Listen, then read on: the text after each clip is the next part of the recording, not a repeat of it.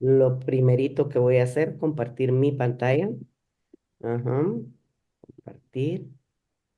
Ajá. Vamos a compartir la pantalla y a poner. Ajá. Ok. Pues bueno, gracias, como decía a Cintia y a María José, por el acompañamiento que han dado a este webinar. Y solo quiero iniciar comentando eh, resultados de esta actividad en Mentis que hizo Cintia. Es increíble cómo dentro de la población que tenemos ahorita de personas conectadas, podemos ver diferencias tan marcadas como, por ejemplo, muchos del lado muy negativo, diciendo que es difícil, que es algo que va a costar, cosa que entiendo por qué, porque nuestros países tienen muy mal promoción de la donación voluntaria. O sea, no hay promoción y no hay involucramiento de la educación, que era parte de la pregunta. Por otro lado, hay personas mucho más optimistas donde dicen 100% voluntaria y eso es a lo que quisiéramos llegar todos. Creo que el modelo va a depender de lo que nosotros querramos hacer. Hacer este traslado de donación de reposición a donación voluntaria está en el conocimiento que tengamos nosotros de cómo ir marcando estrategias para hacer este cambio y en la voluntad también de nosotros mismos de poder realizar el cambio, o sea, no tener miedo a este cambio, así lo han logrado varios países. En cuenta, no sé si hay gente de Argentina, pero en Argentina, en el Hospital Garrahan, de la noche a la mañana, su directora médica, la doctora Silvina Cooperman, dijo, no, ya no recibo más donadores a repetición. Es atrevido, es atrevido. Nos da miedo a quedarnos sin stock, nos da miedo a quedarnos sin stock. Los médicos pueden decir, no, eso no podemos dejar de pedir donantes porque tenemos cirugías programadas. Es probable que les suceda, pero cuando pasas esta experiencia ya no vuelves hacia atrás y es como vas logrando hacer un cambio en la institución, en el personal de salud y en el mismo país, ¿verdad? Entonces, dicho esto, creo que vamos a iniciar este webinar de formación e impacto de la donación voluntaria de sangre. Vamos a empezar diciendo, permítanme un segundito, solo quiero eso, cabal, impacto, ajá. Vamos a hablar de estos ejes centrales que tenemos sobre la donación. La educación es un eje central, por eso la pregunta iba en torno a la educación. La educación es un eje central para lograr cambios en la cultura de donación y lograr mayor seguridad, obviamente, en las transfusiones, ya que las investigaciones demuestran que la sangre donada de forma voluntaria es más segura que la donación por reposición. Eso hay innumerables artículos en revistas indexadas donde se ha visto que es un tipo de donación más seguro, fomentando así también de esta manera la colaboración y el intercambio de estas buenas prácticas entre los profesionales que apoyan este tipo de donación y van apostando a que sus donantes sean 100% voluntarios y cada vez hayan menos donantes de reposición.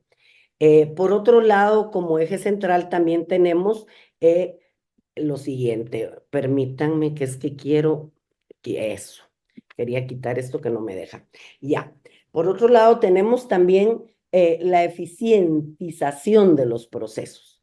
Al contar con donantes voluntarios, se va a detectar de una manera mejor los cambios en la salud de ese donante y se va a poder evaluar de esa forma el impacto de este tipo de donación en la gestión del banco de sangre. Si yo tengo donantes de reposición, es muy probable que tenga que tener pruebas, repeticiones de pruebas, tenga que llevar sangres al descarte o a la incineración, mientras que en la población de donantes voluntarios la eficiencia de estos procesos es mayor. Y por otro lado, la identificación de barreras, o sea, hay un eje central en torno a la donación voluntaria, que es que identifiquemos nosotros qué barreras hay en torno a la donación, por qué la gente no dona. ¿Por qué no dona? ¿Será que no dona porque no es solidaria? Pienso que no es esa la razón. Se han visto estudios, de hecho yo tengo un estudio hecho en universidades de Guatemala, donde la voluntariedad es y el amor al prójimo y todo lo que dijeron y el deseo de servir va por encima del deseo de no donar. Muchas veces no se dona porque no se tiene el conocimiento, ¿verdad? Entonces, no se ha identificado esa barrera en torno a la donación y no se ha actualizado el conocimiento sobre qué estrategias vamos a utilizar para promover esta donación de sangre y lograr un cambio en la forma en que los bancos de sangre recolecten este líquido. Muchas veces dentro de estas barreras, si se identifican, hay mucho mito en torno a la donación y eso solo se desmitifica si educamos a la población en general y nos educamos nosotros. Se hace necesario, dentro de todo esto, se hace necesario incentivar a jóvenes universitarios. La donación, la mejor donación es en aquel colectivo joven. Esto no quiere decir que ciertas personas de cierta edad y en cualquier condición de salud que sea favorable, vamos a poner esto, se pueda donar. Pero es mucho mejor empezar desde estos jóvenes universitarios y obviamente desde más atrás, hasta desde la enseñanza en la parte escolar, ¿verdad? Pero a estos jóvenes universitarios, a que ellos sean comprometidos con la situación de sus países y se pueda realizar donación voluntaria de sangre a través de las juventudes en las universidades. Teniendo en cuenta que la sangre obviamente es un recurso público y sigue siendo un componente de uso terapéutico al cual no podemos tener acceso mediante ninguna compra, sino que únicamente si es donado, ¿verdad? Entonces, también se logra resaltar el papel que juegan diferentes carreras. También se les hizo una pregunta sobre qué auditorio teníamos el día de hoy y me complace ver pues una multiplicidad de países a lo largo de Latinoamérica y diferentes profesiones en torno a lo que son los bancos de sangre, tanto médicos como enfermeras que son usuarios de los servicios, pueden ser jefes dentro de los servicios, al igual que los profesionales de carreras del índole tecnológico de laboratorio, digamos, los tecnólogos médicos, los químicos biólogos, carreras que están dentro del banco de sangre ejerciendo pruebas específicamente. Entonces, todas estas carreras que ustedes mencionaron son sumamente importantes en la promoción. Enfermería, comunicación social, médicos, tecnólogos, químicos biólogos, como se llaman en los diferentes países de Latinoamérica. Y se genera un impacto también si nos involucramos todos, o sea, como un colectivo, se genera un impacto en las comunidades universitarias al incentivar estos hábitos de vida saludable, porque obviamente hay que promover, hay que decir qué te puede acercar a ser donante voluntario de sangre y qué te puede alejar de ser donante voluntario de sangre. Hay que incentivar hábitos de vida saludable entre estos potenciales donantes. ¿Con qué objetivo? Con el objetivo de convertirlos en donantes habituales a través de esta metodología participativa, de participar como apoyo a la comunidad. Eh, Aquí está la palabra habitual. También se les hizo en el Mentis una pregunta sobre qué era para ustedes un donador voluntario fidelizado. Pues es ese que va a ser fiel a seguir donando, va a ser habitual, va a ser repetitivo. Eso es a lo que deberíamos de aspirar porque así es como las grandes bases de datos de donantes en los bancos de sangre funcionan en torno a la donación voluntaria. Eh, Vamos a ver, vamos a seguir. Ok. ¿Qué acciones hace la promoción de sangre para captar donantes en la población universitaria? ¿Qué debemos de hacer nosotros para que la población universitaria sea un blanco perfecto para estos donantes? En primer lugar, debemos de capacitar a los estudiantes y docentes para que participen en la promoción, ¿verdad? De la donación voluntaria y habitual de sangre. Es sumamente importante que ellos participen y poder promover y más adelante van a ver hay en algún momento aquellos, aunque sean jóvenes, jóvenes que no puedan donar, no necesitan donar al participar.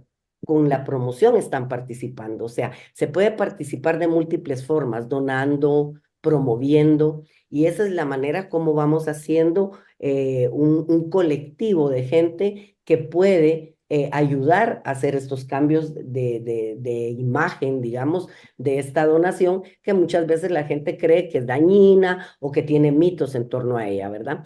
Obviamente se deberían de celebrar ciertos tipos de reuniones, directivos de instituciones universitarias, establecer agendas de jornadas para promover la donación voluntaria y realizar también sesiones educativas, o sea, sesiones educativas como este tipo de para captar sangre y promover la donación voluntaria.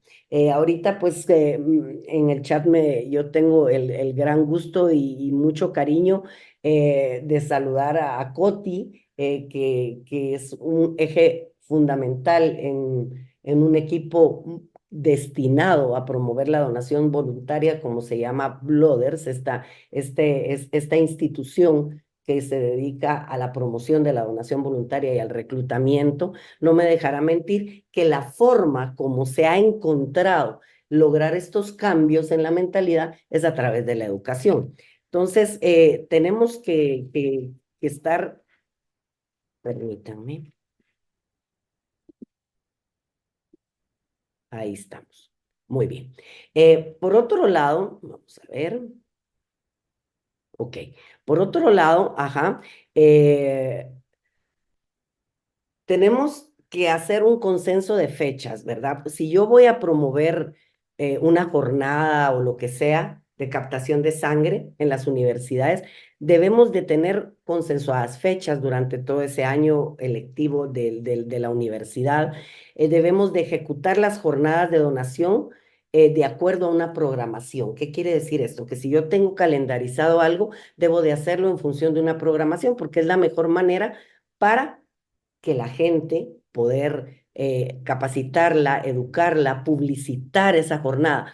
No sirve con que yo hoy se me ocurra que quiero colectar sangre y vaya a instalar un carrito o abra un paraguas en medio de un parque, ¿verdad? Y diga, yo hoy quiero colectar sangre y aquí va a venir todo el mundo a donar. Va a ser una forma muy difícil, muy desgastante y seguro que no va a lograr el impacto que se desea. Obviamente, brindar el cuidado directo antes, durante y después de la donación de sangre a los voluntarios, porque es importante estar pendiente si sufre de alguna reacción adversa al momento de donar o cualquier otra situación que le pueda pasar al donante. Eh, lo fundamental en todo esto, siempre, siempre, por eso el eje central es la educación, la formación y cómo incide esa formación en un cambio de estrategia en el modo de reclutar donantes.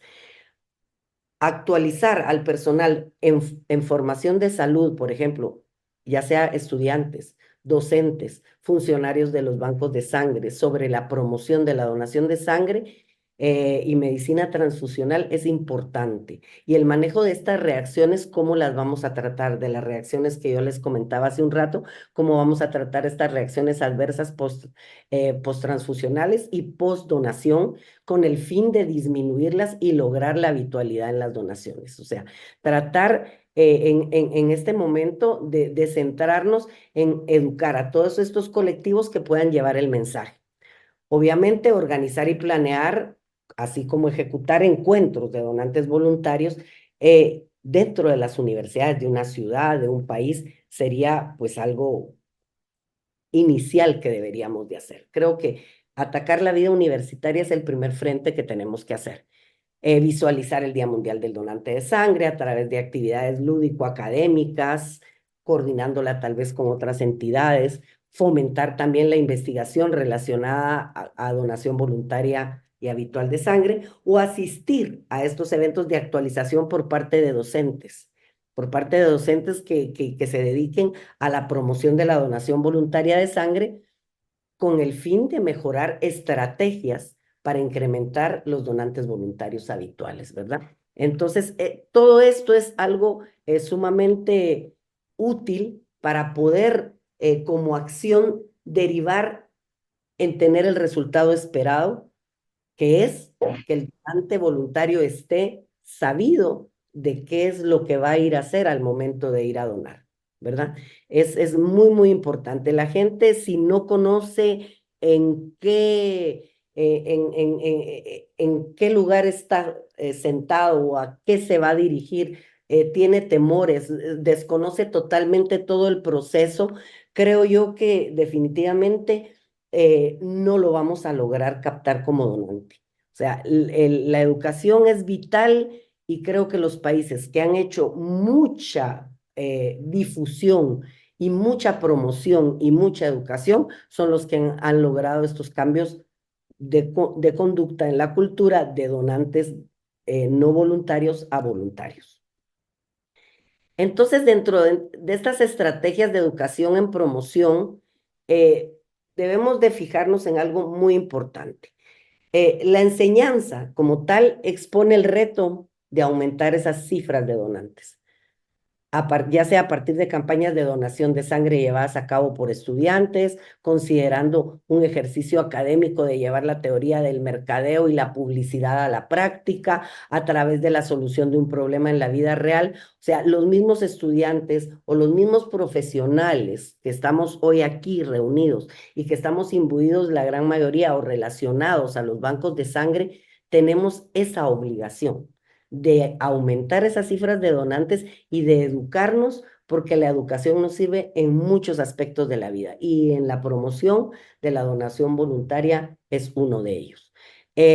Los estudiantes obviamente se van a enfrentar a un desafío, o sea, de educar a la misma comunidad universitaria, a otras carreras, promover la donación voluntaria habitual de sangre como un compromiso y una responsabilidad social. Eso sería parte de estas estrategias y también deberían de utilizar herramientas, por ejemplo, del marketing tradicional para la solución de problemas sociales, particularmente el valor de la publicidad, por ejemplo, como una herramienta capaz de generar estos cambios positivos en la población. O sea, posicionarnos es llevar el mensaje, es que el mensaje llegue de forma adecuada y llegue de forma estandarizada. El gran problema que hoy tenemos los bancos de sangre a nivel latinoamericano es que hacemos esfuerzos aislados, somos islas, quitando ese empuje que ha tenido un programa que lo voy a mencionar del GESIAM, que se viene haciendo desde hace 4 años, el programa de Latinoamérica Unida Dona Sangre, el programa LUTS. Hay pocas iniciativas colectivas donde en el mismo país, de cualquiera de los que están aquí representados, se hacen diferentes esfuerzos. Las universidades van por un lado, la Cruz Roja va por otro lado, los privados van por otro lado, los sistemas sanitarios públicos van por otro lado, la seguridad social por otro lado, y a la hora de querer lanzar, digamos, un mensaje, son mensajes que a veces sí tienen un fondo común, pero no dan la identidad de conjunto que se debería de dar y a veces, muchas veces, lanzar mensajes que no son, digamos, que se sostienen entre sí, pueden dar lugar a que el donador perciba ideas erróneas o equivocadas. Entonces, si nosotros queremos lanzar mensajes y comunicarnos, deberemos de hacerlo bajo un mismo amparo de un mismo normativa,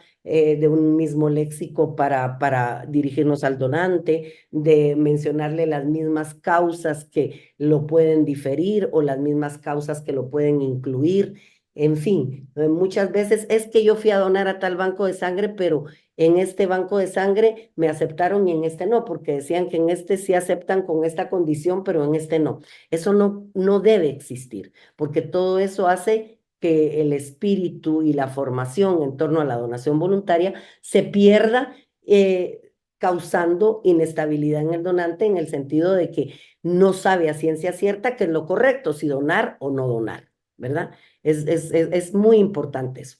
Entonces, deben de haber ciertas estrategias de mercadeo social. El mercadeo social, ¿qué es lo que busca? El bienestar del individuo y de la sociedad, mediante el cambio voluntario en el comportamiento de estos individuos, siguiendo principios básicos del mercadeo comercial, pero debemos de hacer este marketing dirigido a la sociedad, porque la sociedad y todos estos individuos que la conforman entre edades, yo no sé cómo son las leyes de los diferentes países que hoy se encuentran aquí, pero por ejemplo en Guatemala, entre 18 y 55, el mensaje debe de calar en ese rango de edades que es nuestro blanco objetivo como donante, ¿verdad? Se utiliza cada vez más en la promoción de comportamientos individuales este mercadeo social, deseados, o sea, lo que queremos inspirar, deseados por la sociedad, ¿qué vamos a inspirar a la sociedad que corresponda? Pues la donación de sangre, la donación de órganos. Entonces, todo esto se vuelve más interesante desde ese punto de vista. Eh, También es importante implementar campañas que sean innovadoras. O sea, no podemos estar educando en el 2025 como educábamos tal vez en el 1980, por ejemplo. Debemos de hacer, llevar, hoy en día, ¿qué es lo que pasa? Estamos precisamente en un webinar conectados, rompiendo barreras a nivel latinoamericano y la educación llega por medios, ¿por qué medios? Por medios digitales. Hoy en día todo este despliegue, el internet, la inteligencia artificial, todo lo que hoy en día se habla, son medios por los cuales nosotros podemos llegar a la gente. No, entonces educar en el 2025 no es lo mismo que educar en 1980, como les puse de ejemplo. Y promover la donación de sangre es exactamente igual. Podemos hacer estrategias diferentes a la luz de todo el alcance que tenemos hoy en día de herramientas sociales, redes sociales, etcétera, para promocionar esta donación en la población juvenil y crear esa cultura alrededor de esta acción. La parte innovadora no la debemos dejar de lado. La innovación va de la mano de la estrategia, ¿verdad? La innovación para captar donantes es muy importante. La innovación puede entenderse como un esfuerzo en términos de procesos o mejora tecnológica. Por ejemplo, yo voy a innovar un producto, voy a diseñar un producto, voy a hacer una investigación, ¿verdad? Se mide en términos de esto, de diseños de producto, de investigación y desarrollo, que tiene el propósito de superar a los competidores equivalentes o de la misma clase, ¿verdad? Que intentan alcanzar una mejor posición competitiva. Porque innova, o sea, por ejemplo, se me ocurre pensar en marcas X que representan un producto, pero este tiene ese plus, saca esa acción innovadora que hace que la persona se decida por ese tipo de producto y no por el otro, a pesar de que son exactamente pues parecidos, iguales, con iguales funciones. Lo mismo es en la promoción, lo mismo es eh, en la captación de donantes. Tenemos que ser innovadores para lograr que el donante diga, sí, yo quiero donar, o sea, convencerlo de que él quiere donar. Dentro de los factores a tener en cuenta para enfrentar este desafío, que no es nada pequeño ni lo estoy subestimando para nada, definitivamente están esos mitos y creencias. Hay que desmitificar la donación voluntaria, hay que educar y ver las bondades que puede aportar esa donación voluntaria y desmitificar todas esas creencias del pasado que siguen existiendo en torno a donar. Así como también algunos comportamientos de los jóvenes que en determinado momento pueden aumentar los factores de riesgo para la donación y que eso hace que se les difiera o se les rechace como donantes. O sea, todo esto va de la mano con una educación sanitaria buena y con la promoción de estos estilos de vida que son los óptimos para poder donar. Aquí pongo claramente y hasta no es que me haya equivocado en la diapositiva, pero sí la quise resaltar la palabra educación. La educación juega un papel importante en esta innovación y en estas estrategias a seguir y desmitificar estos conceptos erróneos en torno a la donación de sangre. ¿Por qué?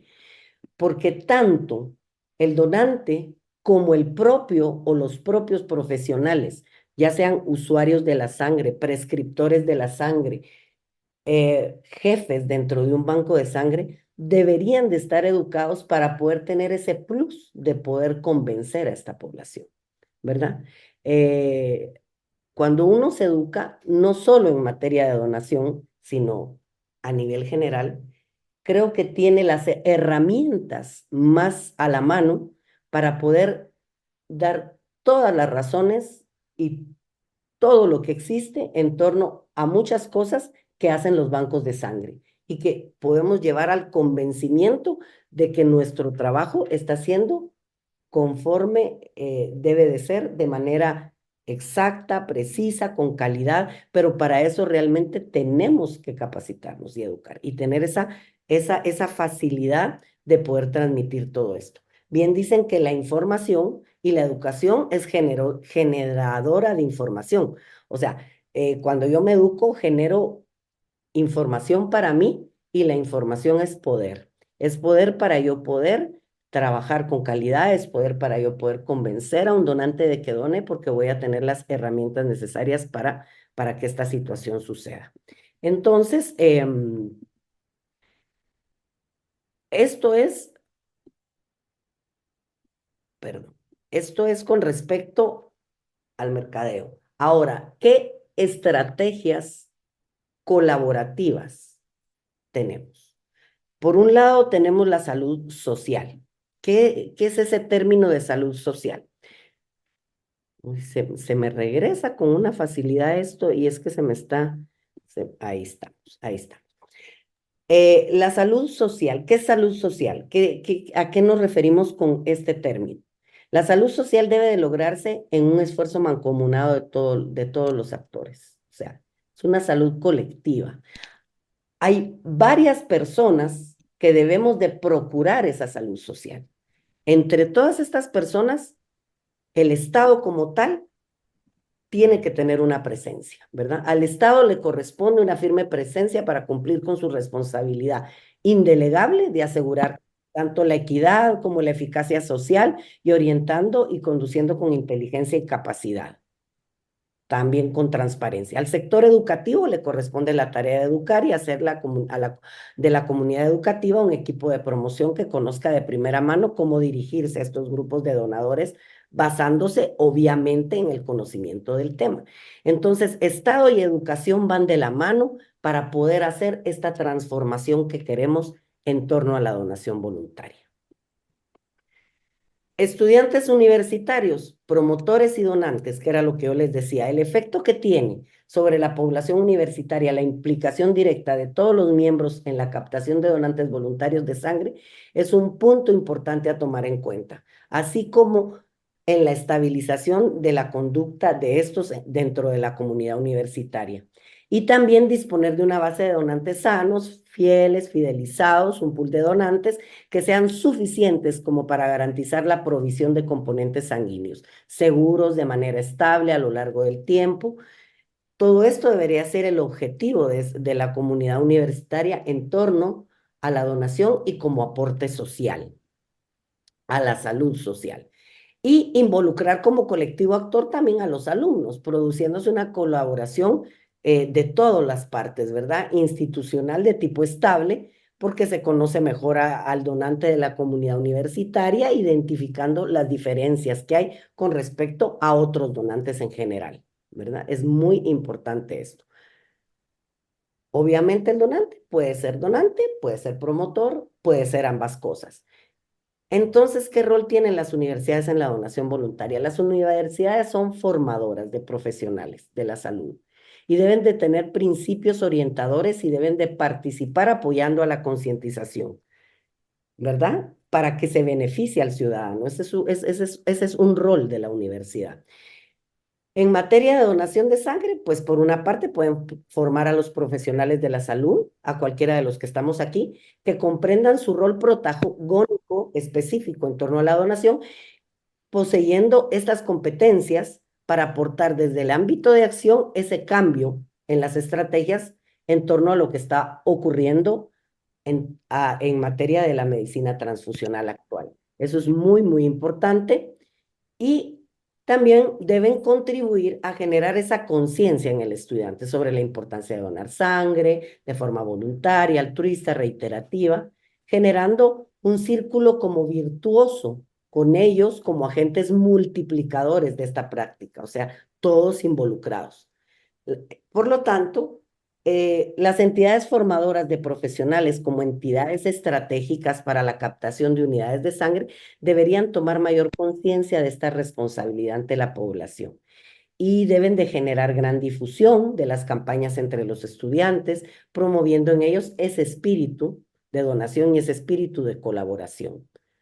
También estas difusiones se pueden implementar por aulas para brindar la educación sobre estos criterios de donación de sangre y desterrar las ideas erróneas que hablábamos hace unas cuantas diapositivas sobre la donación voluntaria de sangre, a través de profesionales especializados en el tema. O sea, la gente se sigue capacitando dentro de este tema.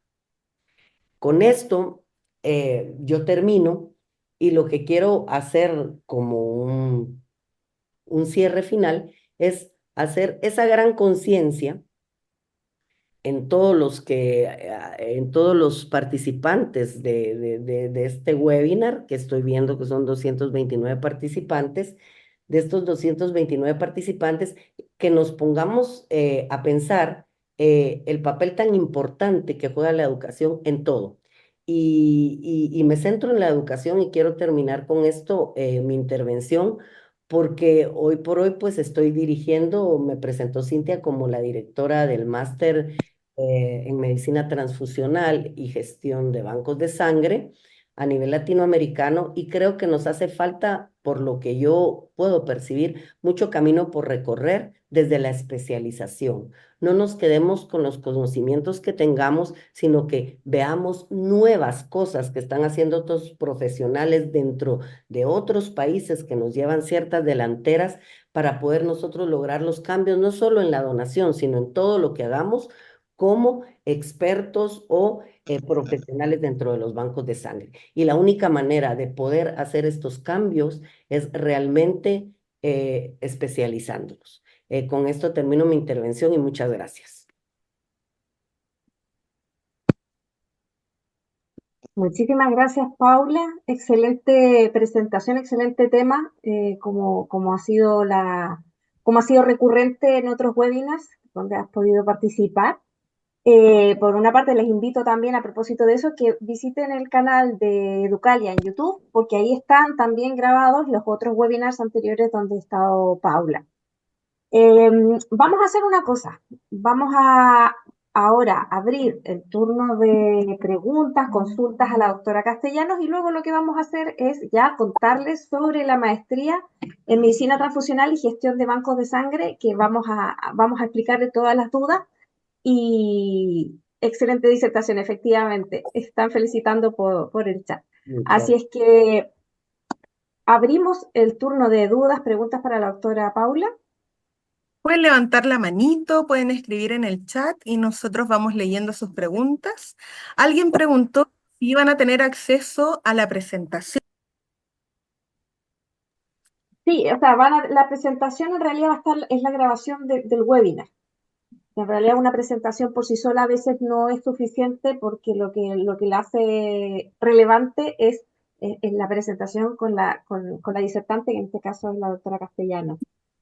Saludos a Colombia, en especial Carolina. saludos a Colombia, sí. Todas las Sí, dudas que tengan, por favor, necesitamos gente de todos los países que puedan seguir. O sea, si tienen dudas, no creo que tengan tantas dudas a lo mejor sobre la presentación, pero si las tienen, pues con mucho gusto se las respondo.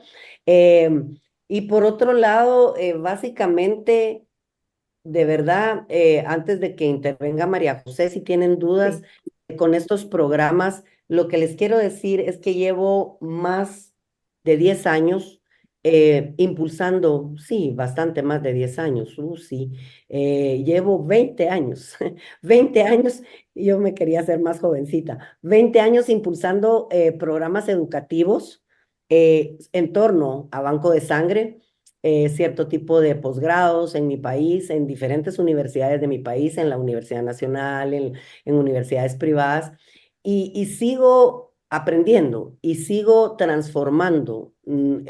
O sea, este último desafío educativo, que así le llamaría yo, tiene unas implementaciones de actualidad increíbles y les quiero comentar que para poderlo sacar, tuve muy cercanos muchos sílabos universitarios de diferentes programas de similar condición. Y para nada se parecen al nuestro que estamos ofreciendo. En cuanto al aprendizaje, por la presencialidad y la calidad educativa que tiene. Así que con eso me quedo y bueno, si ustedes quieren Hay comentar. preguntas, Ujú. Sí, hay preguntas, pero Sí, sí. hay Cintia, bueno. tengo una aquí de Dana Delisa Terrazos que dice, para realizar la cultura en los colegios, ¿cómo sería la metodología para llegar a ellos ya que son menores de edad y puedan entender? Muy buena pregunta. Correcto. Sí, Mm, en los colegios, obviamente lo que vas a hacer, ¿cómo se llama la colega?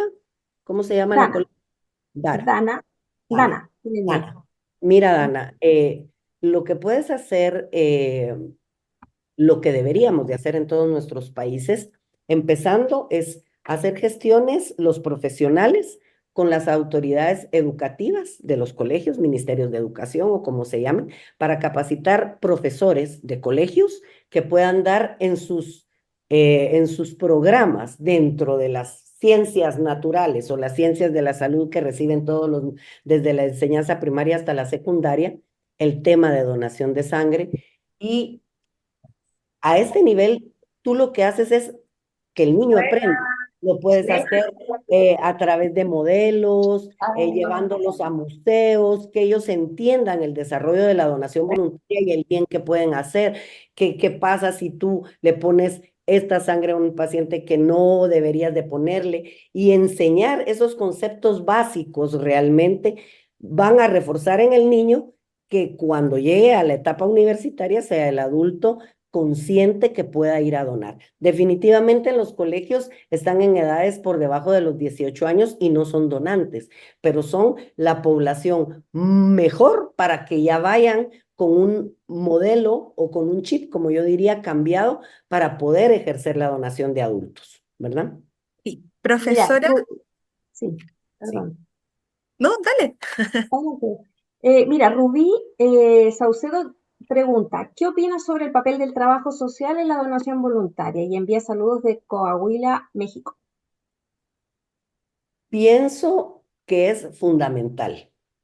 Trabajo social es una de las carreras que nos pueden ayudar a socializar y a promover la donación voluntaria.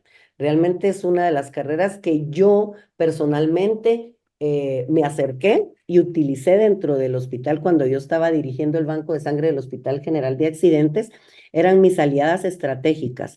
¿Qué hacíamos? Yo les pedía, mire, licenciada, fíjese que para el personal de consulta externa, tratemos de hacer unas charlas. Vamos a empezarles a decir, porque esta gente que está en consulta externa es a la que después le piden donantes porque están esperando una fecha de cirugía. Tratemos de ir educando en la consulta externa y ellas me hicieron una labor fabulosa. Creo que son aliados estratégicos. Ujú. María Rosario Pérez pregunta, ¿hay actualmente un programa de donación voluntaria que se haya implementado y sea eficaz? Sí, hay muchos. Hay muchos. Por ejemplo, en Europa sobre todo, hay muchos modelos. Ahorita voy a hablar de dos, uno en América Latina y otro en Europa. En Europa, en las comunidades autónomas, definitivamente me voy a dirigir a España porque es lo que he tenido más relación. Ellos tienen muy identificado eh, cómo se debe de donar y la educación viene desde la enseñanza, como estamos diciendo, escolar. Eh, Ellos a nivel de las comunidades tienen programas de donación donde sacan los buses que tienen para las donaciones colectivas y recolectan la sangre, tal cual lo hacen en diferentes bancos de sangre de las comunidades autónomas. Y son programas robustos. ¿Y qué incluyeron en este programa? Asociaciones de vecinos, que son asociaciones de donantes y que ellos mismos como entes multiplicadores vienen a otros donantes y así es como realmente trabajan los bancos de sangre o los centros de transfusión, porque así se llaman en España. En América tenemos dos casos puntuales, uno es el Garragam y ellos dispusieron de la noche a la mañana hacer exactamente igual en Argentina y la donación es 100% a través de la educación, 100% voluntaria. Y el otro es el programa del Hemocentro Maldonado en Uruguay, que definitivamente recolecta sangre, calendariza, pone fechas y los niños de las escuelas son los que organizan las jornadas. Es increíble. O sea, y estaban igual que nosotros. O sea, lo que yo les digo es que no se desanimen. Creo que a los que no hemos hecho ciertas cosas, lo que nos hace falta es dar ese primer paso. Eso les diría yo. Excelente, Paula. Algunas reflexiones dice, la idea es tener alianzas con diferentes centros, ejemplo, universidades, para empezar a formar donadores fidelizados que estos son más fiables. Saludos desde el Hospital de Emergencia de Villa El Salvador de Perú. Muy bien, perfecto. Mira, habla de, dicen, ¿alguna estrategia para donadores voluntarios de sangre de zonas endémicas? En este caso, no debemos realmente, aunque estemos en una zona endémica de alguna infecciosa, por ejemplo, de alguna arbovirosis, que son las que más nos pueden preocupar, su transmisibilidad por sangre, creo que deberíamos de no rechazarlo solo porque sea área endémica, se debe de promover igual y yo lo que recomendaría es que eso sí, y eso lo decimos nosotros en el máster, como adelanto les doy, porque si nos vamos a estudiar la parte de infecciosas, de lo que hace o no o la transmisión de una infección por la sangre, debemos de saber cuál es nuestro corredor endémico. Y según ese corredor endémico, así debemos de ajustar las enfermedades infecciosas que tamicemos en esos donantes, independientemente de lo que digan nuestras leyes. O sea, hay áreas donde debemos de incluir una prueba más porque es un área endémica de un agente infeccioso transmisible y hay otras que tal vez no haga falta. Entonces, lejos de desincentivar la donación, yo lo que haría es tamizar con esta prueba a estos donantes de esta área para estar segura de que no están en un periodo, digamos, de infección. Profesora, José Gutiérrez puso, doctora Paula, ¿cuál es el programa donde todos los países están trabajando sobre la donación de sangre? Dijo que lo mencionaría. Sí, el programa, sí, lo mencioné, el programa que he visto donde realmente ha tenido mucha acercación, mucho acercamiento, perdón, en torno a la donación voluntaria, es el único que he visto, lo sacó, es un programa del Grupo Cooperativo Iberoamericano de Medicina Transfusional y se llama LUDS, Latinoamérica Unida Dona Sangre. Lleva 4 años haciendo ensayos, haciendo promoción, haciendo educación a los jefes de bancos de sangre de los diferentes países y terminando todo esto con una jornada multitudinaria a finales de año en diciembre para la donación. Se llama LUTS. Dice también Diego Armando Mata, excelente presentación, doctora. ¿Cómo abordar los grupos fuera de los estudiantes? Es decir, ¿cómo hacer para reforzar a la población que no esté en este grupo y qué papel tendrá el médico? Salud desde México. El médico tiene un papel importantísimo porque el médico es el prescriptor de la transfusión. Entonces, como médico prescriptor de la transfusión, le debe de interesar que la sangre donada sea de calidad. Pónganse ustedes a pensar que los bancos de sangre no pueden comprar esa materia prima. Y es la materia prima sobre la cual vamos a hacer todo lo demás en el banco. Entonces, si esa materia prima no es de calidad, entonces la transfusión no será de calidad. Entonces creo que el papel del médico es muy importante en estimular hábitos de vida saludables, en promover la donación voluntaria, en acercarse a los bancos y hacer buen uso también de esa transfusión. Eso también, estrategias en medicina transfusional para saber transfundir, porque no es transfundir por transfundir. Entonces creo que toda esta parte de la medicina transfusional es muy importante y el médico juega un papel vital en todo esto. Daniela dice, ¿cuáles cree que son las estrategias más efectivas por redes sociales para la donación voluntaria? ¿Qué tipo de contenido compartir? Saludos desde Bolivia.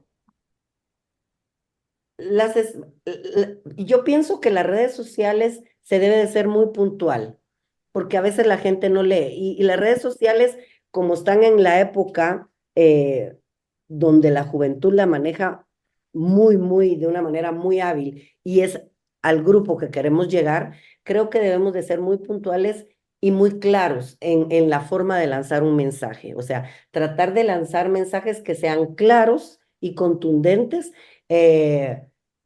Tal vez no alarmistas. A veces la gente toma la donación voluntaria y usa las redes para cosas de muchas alarmas, ¿verdad? O sea, pienso que para hacer una buena promoción no es necesario llegar a los momentos y a los extremos de hacer cosas muy alarmistas, pero sí muy contundentes y muy claras. Y para mí sí, se debería de lanzar mensajes en torno a la donación voluntaria, de todo lo que se sabe de la donación voluntaria, desmitificar los mitos que existen, educar a la gente en las redes sociales en torno a estos mitos. Se pueden hacer muchas cosas, infografías, cosas muy importantes que ahorita están de moda y se pueden hacer a la luz de la virtualidad y de todo lo que nos permite el Internet, ¿verdad?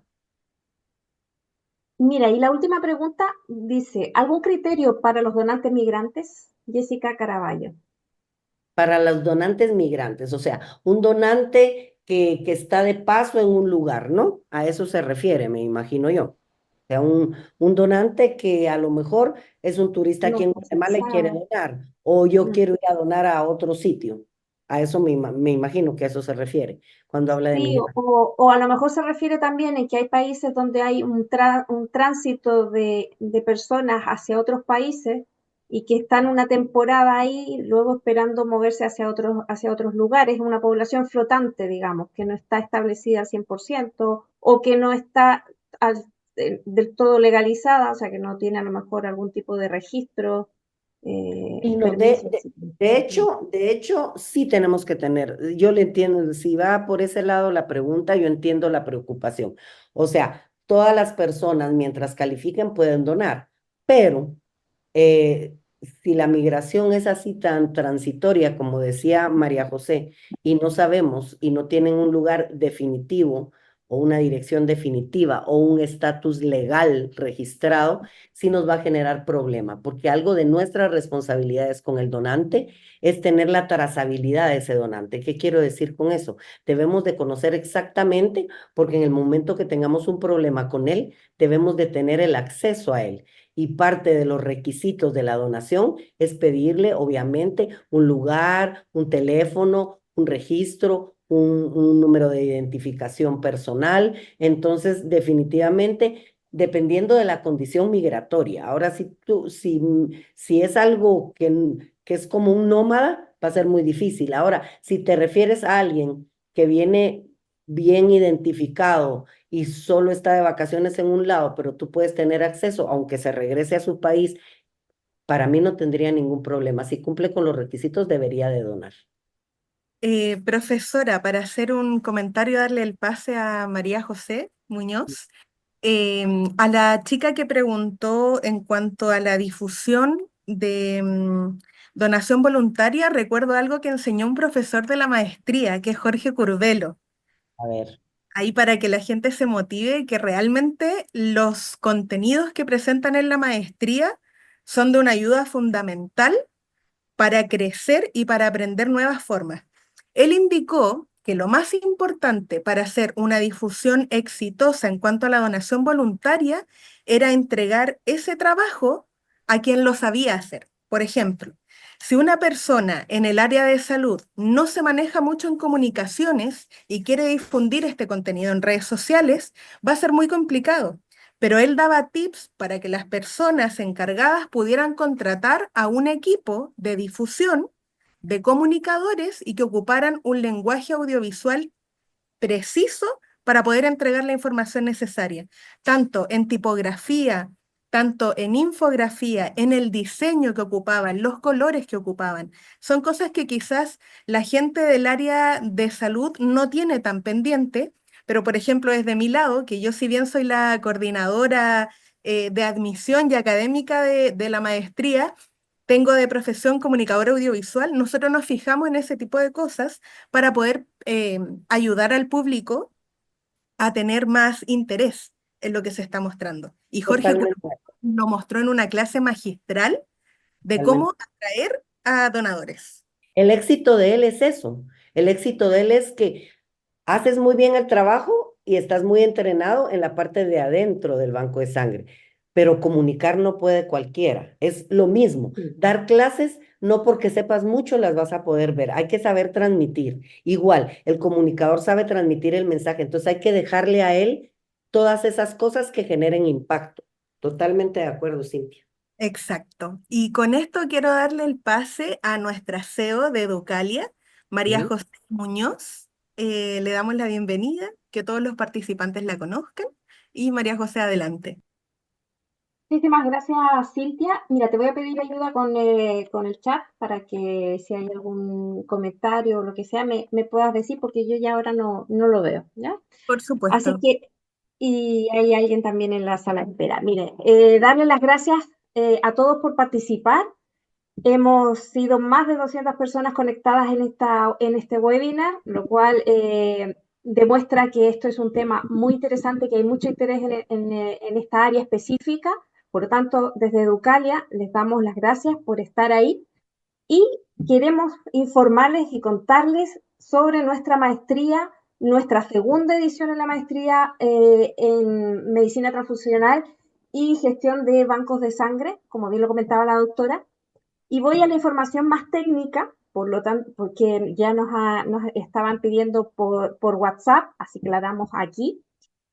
Comienza el 13 de junio de este año, tiene una duración de un año académico. Un año académico, en este caso, pues, son 60 STS. ¿Qué son los 60 STS? Son una unidad de medida que normalmente se utiliza en Europa para medir la dedicación que debe tener un estudiante de una maestría. En este caso, equivalen a este año. Es una modalidad relativamente intensiva, es decir, que con un año ustedes ya pueden tener su título y ahora vamos a ver, van a tener dos títulos en realidad, un título de diplomado y uno de maestría. El de diplomado cuando cursan los 30 STS, una vez que finalizan el total de la maestría, pero van a tener dos diplomas, uno por haber cursado la mitad del programa y otra por el programa completo. La modalidad del programa es 100% online. Tiene clases en directo. Las clases en directo son los días viernes por la tarde, sábado por la mañana. Ya van a tener, les vamos a hacer llegar el dossier o brochure con el detalle de los horarios. Pero lo interesante que es en la modalidad, que por una parte ustedes tienen las clases presenciales, llamémoslo así, de online, que son en directo con sus profesores, viernes y sábado, pero contamos con una plataforma donde ustedes van a poder revisar sus clases y es una plataforma donde están las grabaciones y además está el material que cada uno de los docentes les entrega para que preparen mucho mejor sus clases. Van a haber actividades prácticas, revisión de casos. La verdad que es una maestría súper dinámica que tiene el objetivo que ustedes cuando terminen la maestría, y seguro que hay muchos de ustedes que están aquí que ya vienen, y lo hemos visto en el Menti, vienen recomendados por estudiantes de Educalia, que conocen, estos estudiantes referidos conocen cómo es la metodología y es un nivel altamente exigente, porque la idea es que salgan realmente preparados para asumir los desafíos de llevar un banco de sangre. Ahora, la certificación, súper importante, que lógicamente en una maestría, esta es una maestría universitaria, que significa que cuenta con el aval universitario de una universidad que se llama FACOP, que es la Universidad Oeste Paulista, que está avalada por el Ministerio de Educación y por tanto tiene reconocimiento internacional. Esto significa que ustedes, una vez que hacen sus trámites a nivel local, pueden tener, su título, perdón, va a tener validez en ese país. Esto depende de cada país los procedimientos, pero es algo que ya está certificado de manera universitaria. Y María José, precisamente en el chat estaban preguntando si la maestría tiene validación en el CENESID en Ecuador y Sí, tenía validez en Perú. sí, mira, a ver, CENESID, justamente el CENESID tiene un listado de universidades que tienen reconocimiento o que están validadas en Ecuador y por tanto pueden revisar el listado y está la Universidad FACOP entre ellos, con lo cual todos los títulos que emite esta universidad, entre ellos el que estamos mencionando, sí que está avalado en Ecuador, tiene validez. De hecho, tenemos estudiantes ecuatorianos en nuestro programa, estudiantes, sí, tenemos unos 5 por ahí. Otra Eh, persona, Paul Ujú. Lalbay, pregunta, ¿60 ECTS es igual a 60 créditos para acreditar como título de cuarto nivel? Cuarto nivel, ¿de qué país nos está hablando, por favor? No ha dicho. Paul, ¿podrías Sí, escribir a ver, hasta mientras responde, los 60 Ecuador? STS efectivamente son créditos universitarios. Cada crédito universitario en el sistema de transferencia europea, que es este el que tenemos nosotros, que hemos adoptado porque es el más exigente en cuanto a la dedicación de horas, cada crédito equivale a 24 horas. Entonces, si multiplican 60 por 24, son las horas que deberían tener entre clases directas, indirectas y horas de estudio. Se suma todo y eso sería la duración del año académico. Es decir, cuando se habla de créditos no es solamente la clase, sino que todo el tiempo que ustedes emplean, que se estima que van a utilizar haciendo las preparaciones, preparando las clases, preparando casos clínicos, presentaciones, etc. Son créditos. Sí, algunos preguntan si tiene validez en México. Sí, tenemos también estudiantes de México, que es ingeniero bioquímico, me parece. Y sí, no hay ningún problema en México, tiene validez. Ojo que también voy a aprovechar de mencionar una cosa. Nosotros hemos visto en la publicidad de otras maestrías que dicen con apostilla de la Haya. La apostilla de la Haya en sí no significa que haya un reconocimiento de un título. La apostilla de la Haya es un trámite que se hace que significa que un documento es legal, que es auténtico. Por ejemplo, una partida de nacimiento, si ustedes se mueven de un país a otro, lo que les van a pedir es que el certificado esté apostillado por la Haya para que tengan una validez en otro lugar. Con lo cual, cuando les dicen que el título está apostillado, eso no quiere decir nada. En el fondo le está diciendo que simplemente tiene un sello, pero que es gratuito y ustedes mismos lo pueden tramitar. O sea que no se dejen engañar que porque tenga una apostilla, eso ya inmediatamente es válido en sus países. No, porque tienen que hacer igualmente el trámite. ¿Puedo intervenir en algo? Sí, Porque veo claro, Pablo. siempre, al igual que la primera corte, claro, esto es lo que interesa porque miren, la educación les debe de interesar porque es para ustedes y la certificación y el reconocimiento les debe de interesar porque es importante para justificar el conocimiento y estoy de acuerdo en que así sea. Nosotros nos tomamos muy en serio toda esta investigación en la primera corte, estuvimos viendo las leyes en Panamá, las leyes en Colombia, las leyes en todos lados y realmente no hay ninguna ley, y lo hago ver porque ya vi varias preguntas en el chat, que por cierto, los que preguntaron sobre mi charla en el chat que no pude contestarlas, ya se las contesté por si quieren ver su chat. Em, les voy a comentar, en función de lo que es la validación en el país de donde vengan, porque veo que han preguntado y es válida por el Senacid de Ecuador, y es válida en el Uruguay, y es válida en México. Hay varios que, y en Colombia, y aquí, o sea, todos los que dijeron de todos los países que están presentes, les sé decir que si hacen el trámite va a ser válido, porque la validez la da, para mí, la seriedad del programa. La seriedad del programa y obviamente el amparo de una universidad, porque los estudios fuera de universidad puede ser que no sean reconocidos, porque nadie, a diferencia de una universidad, puede otorgar una titulación como tal. Podemos dar diplomados, podemos dar, pero esto es una titulación. Entonces, ¿qué tan válida la van a hacer ustedes? Pues haciendo los trámites. Haciendo los trámites, como decía María José, o sea, la universidad les va a entregar un certificado de nota, les va a entregar los títulos, entonces ustedes tienen que validar eso. O sea, si la universidad que emite un título es, la vez pasada me enfrasqué en esto y quiero dejarlo muy claro, porque es que es válido. ¿Ustedes qué piensan? ¿Ustedes qué piensan? Pónganse a pensar. O sea, se van con su título a otro país, porque la vida les va así. Se van con su título a otro país y no piensan trabajar. O sea, o sea, la educación es libre entre los países y pueden hacerse convalidaciones, o sea, no tendría ningún sentido no poder convalidar estudios, eso nos amarraría exactamente solo como a circunscribirnos a nuestra área. O sea, si yo solo porque saqué mi título en el Uruguay voy a poder trabajar en el Uruguay, o si y si ustedes no tienen universidades que los especialicen en sus países, entonces están condenados a la especialización. Esto es igual como que si lo fueran a sacar a Estados Unidos, preguntarían, bueno, ¿y va a ser válido? Pues tendrán que llevar, digamos, las validaciones respectivas. Pero yo creo que donde se tienen que centrar es en tres cosas. En que el respaldo es universitario, en que la cantidad de créditos es la adecuada, en que la cantidad de horas presenciales es la adecuada, en que van a tener parte práctica, pero no parte práctica física, sino parte práctica en talleres, en resolución de casos clínicos, que es lo que amerita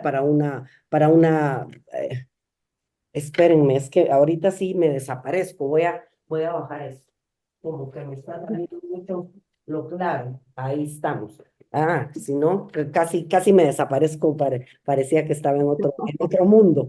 Bueno, entonces la validez ustedes la van a ver en función de de todos estos elementos que yo les estoy diciendo, porque, por ejemplo, a nivel de máster se procura, o sea, el profesional ya tiene su carrera. Lo que procuramos en este máster es hacer efectivo y que puedan llevar a la práctica la resolución de casos complejos donde ustedes obviamente van a practicar en este máster. Entonces, definitivamente creo que es válida. Yo les voy a dar mi respuesta, es válida en todos los países de Latinoamérica, siempre y cuando ustedes hagan las gestiones, porque obviamente ninguna institución les hace las gestiones. Si ustedes estudian en sus países, ustedes tienen que llevar sus títulos a ser registrados, a ser convalidados, o sea, eso es así en todos lados. Siempre existe ese como miedo a la validez de un título y entonces lo que se tienen que fijar es quién está atrás de ese título,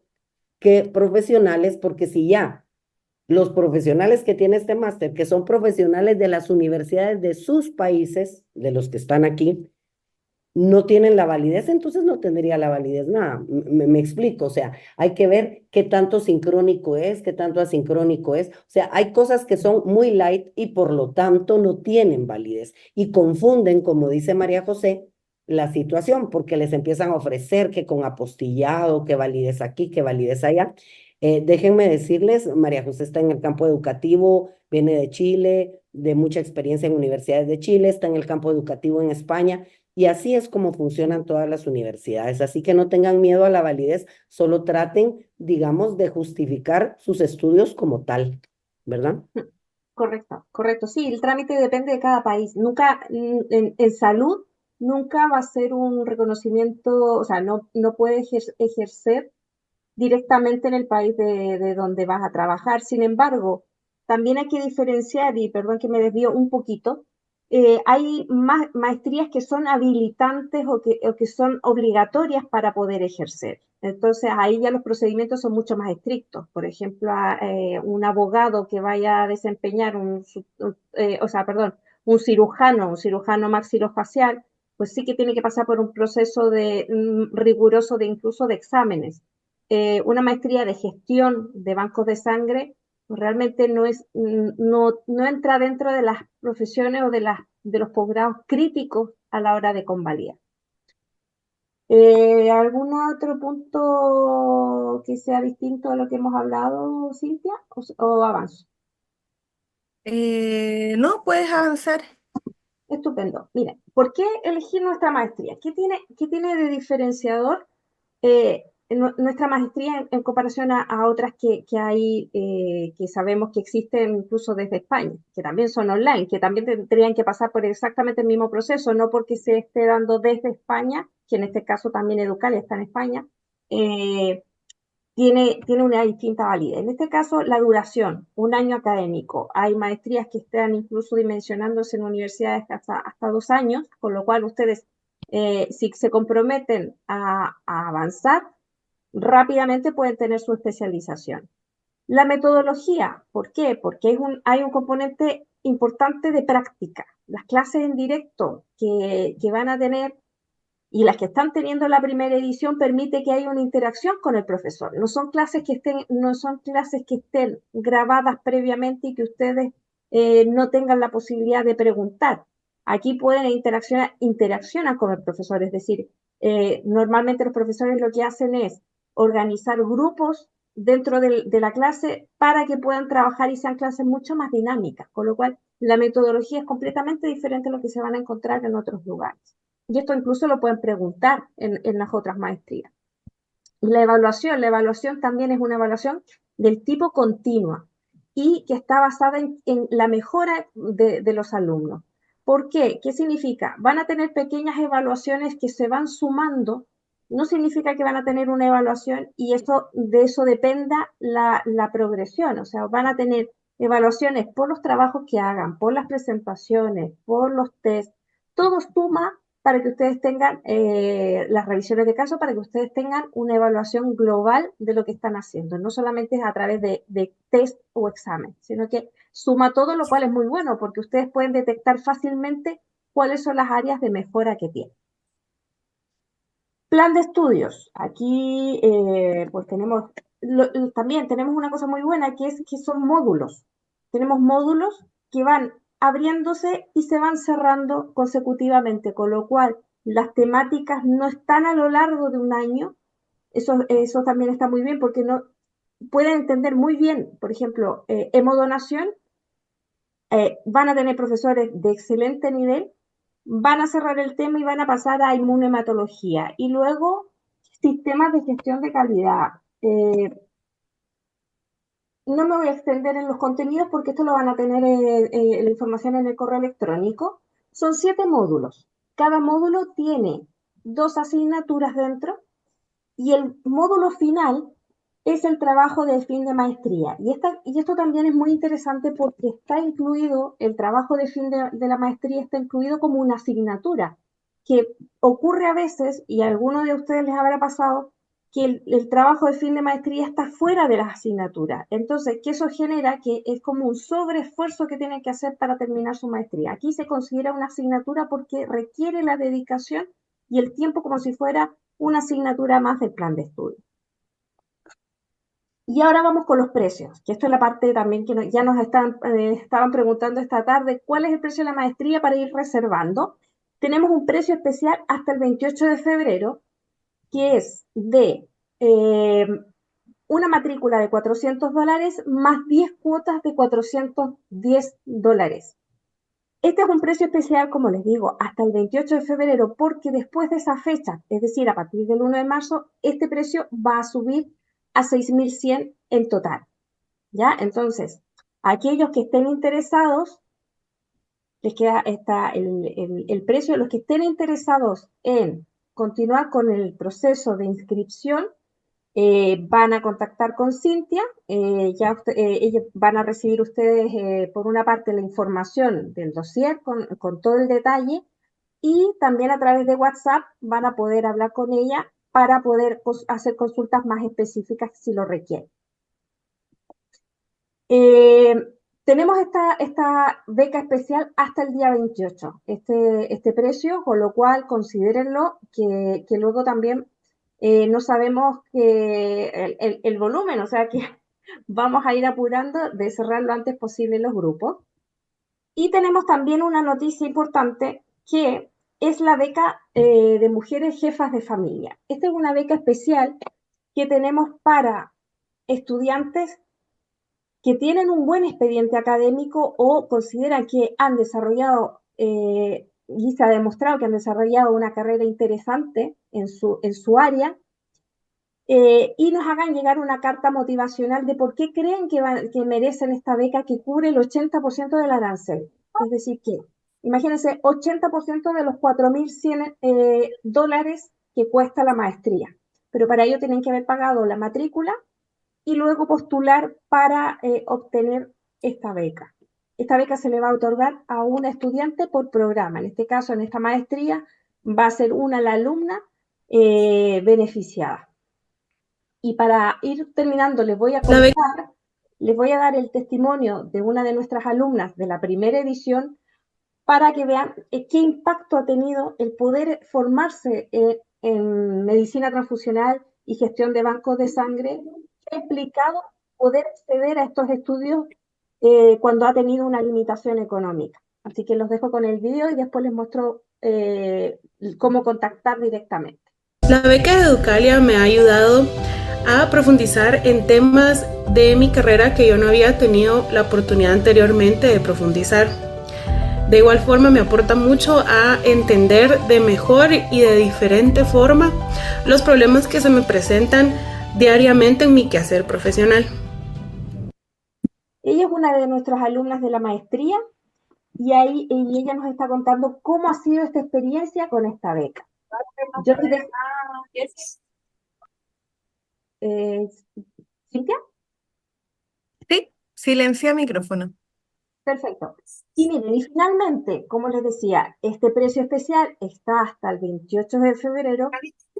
Tenemos aquí el código QR para que puedan acceder directamente a WhatsApp, puedan hacer esas consultas específicas y poder obtener el dossier y comenzar con el proceso de admisión. Aquí tienen nuestro correo electrónico, nuestras redes sociales para que estén atentos a todo lo que vamos publicando periódicamente, las actualizaciones de la información y finalmente invitarles a revisar la grabación del webinar en nuestro canal de YouTube. Aquí tienen el QR. Cintia, ¿hay más preguntas? ¿Hay alguna consulta? Yo solo quisiera decir una cosa para cerrar esto que tú dijiste, porque leí unas consultas ahí en el chat. Eh, Ujú. por favor, si bien es cierto que para romper fronteras este es un máster virtual, es como que fuera presencial. O sea, Sí. estamos hablando de interacción directa con el docente. Lo que cambia es un aula por una computadora y un espacio físico diferente. Pero por favor hagan la distinción porque muchas reconocimientos a maestrías online se dice que no se tienen precisamente por esto, por la presencialidad. Quiero decirles que la presencialidad es brutal, es de 600 horas con profesionales expertos en cada tema. Tenemos un staff de más de 20 profesores para todo el máster y creo que ustedes van a salir con muchísimas ideas despejadas y por la experiencia que estamos teniendo en esta primera edición nos damos cuenta de los grandes cambios que se vienen y que se han venido en los estudiantes a raíz del aprendizaje. Muchas gracias. Algo que nos enseñó la pandemia precisamente es que no es necesario estar presencialmente y es una ayuda para muchas personas que se les dificulta poder ir a sus capitales, poder acceder a este tipo de información si no es de forma virtual. En este, Paul pregunta, ¿en esta maestría incluye prácticas en caso de requerirlas o solo virtual? Profesora, ¿me escucha? Profesora, no se escucha. Se me silenció, perdón. Quiero yo contestar. Volviendo al tema de la virtualidad y lo que decía Cintia, es cierto, es que se está queriendo comparar con otros programas virtuales donde lo que hacen es subir un material en tiempo al ritmo del alumno. Hay dos formas de aprendizaje virtual. Uno, al ritmo del alumno, que es totalmente asincrónico, o al ritmo del profesor, que es sincrónico.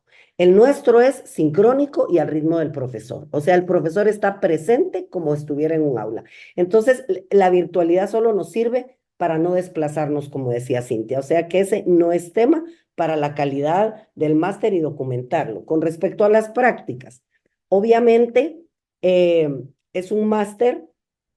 Y sí, inclusive hay un trabajo de fin de máster que va a tener que ser práctico, pero dentro del máster hay horas prácticas consignadas entre talleres, entre casos clínicos, resoluciones y presentaciones. Esas son horas prácticas, porque a un nivel de máster nosotros no les vamos a venir aquí a enseñar cómo agarran un tubito, echan 5 gotitas, porque eso ya lo tuvimos en la licenciatura. Esto, todos los programas de máster en el mundo entero están orientados tal y como lo estamos haciendo nosotros. Así que realmente, aunque sean carreras científicas, sí tienen carga horaria práctica, pero no es una práctica en un laboratorio porque es innecesaria esa práctica. La práctica que tienen que tener ustedes en la resolución de casos en el día a día, saber cuándo hay una discrepancia, por qué se da la discrepancia, saber cuándo hay una panaglutinación, por qué se da la panaglutinación, saber resolver estos temas es lo que deberían de saber.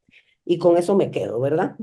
Sí, Paula, finalmente, si no hay más preguntas, solo recordar cuáles son las organizaciones que dan el aval científico de esta maestría que nos han acompañado en la primera edición y que nos continúan acompañando en esta segunda edición.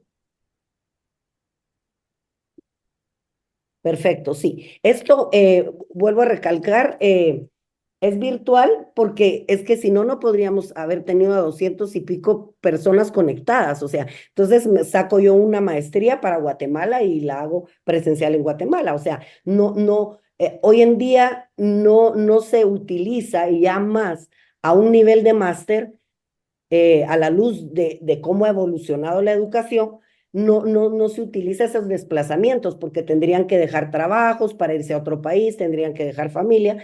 Esto no es operativo. Entonces, como les digo, la virtualidad no la vean como virtualidad, es virtualidad presencial, porque es presencial dentro de la computadora, pero es presencial.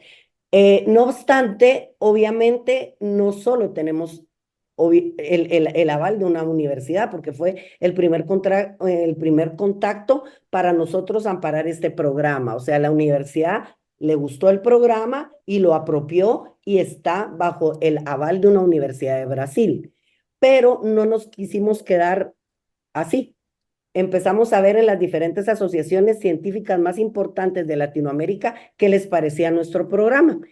Y hoy por hoy tiene el aval de la Asociación Argentina de Hemoterapia e Inmunohematología, tiene el aval de la ACOASMED, la Asociación Colombiana de Medicina Transfusional, tiene el aval del Colegio de Farmacéuticos y Químicos de Guatemala y tiene el aval de el Grupo Cooperativo Iberoamericano de Medicina Transfusional. Estas 4 instituciones que son de diferentes países y de diferentes entornos, son quienes están también respaldando esta temática, que ha sido llevada a diferentes instancias, ha sido vista por diferentes personas para ver la complejidad. O sea, se han hecho estudios a nuestro programa y nuestro programa supera las expectativas de un programa de maestría. Estupendo, Paula. Muchísimas gracias por la acotación. Y si no hay más preguntas, las preguntas por el momento, pero las que puedan surgir después, pueden hacerlas perfectamente a través de nuestro WhatsApp que ya tenemos de Educalia y estaremos en contacto. Así que desearles una muy bonita tarde a todos y me despido desde Madrid. Un saludo. Sí, muchísimas gracias a todos por participar. Nos vemos. Chao, chao. Adiós a Madrid, a Chile Adiós. y a todos los países que están. Nos vemos. Adiós. Chao, Adiós. chao. Chao, chao.